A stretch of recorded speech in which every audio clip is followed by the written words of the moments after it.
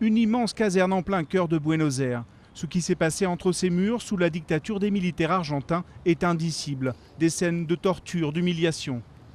Lila, une opposante au régime à l'époque, a passé 18 mois dans cet enfer.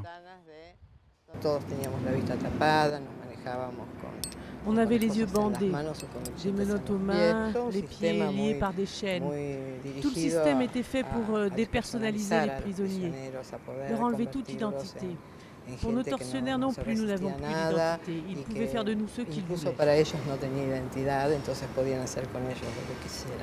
Parmi les officiers, Alfredo Astiz, ce bellâtre, aujourd'hui âgé de 58 ans et que les Argentins ont surnommé l'ange blond de la mort. Entre 76 et 83, dans les sous-sols obscurs de ces bâtiments militaires, Astiz et une quinzaine d'autres responsables ont organisé la séquestration et la torture de 5000 opposants. Seule une centaine en sont sortis vivants. Les autres n'ont jamais été retrouvés. Aujourd'hui, l'ancienne école de marine est un lieu de mémoire classé par l'UNESCO.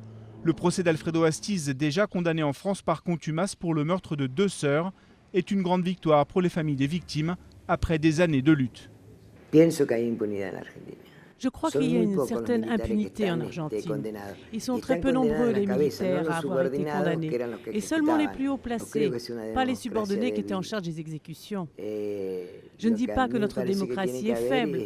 Ce qu'il faut, c'est une justice plus rapide. Une justice qui a donc tout de même fini par rattraper l'ange blond de la mort. Mais il ne faut pas oublier que sur les 1000 personnes accusées de crimes sous la dictature, seules 53 ont été à ce jour condamnées.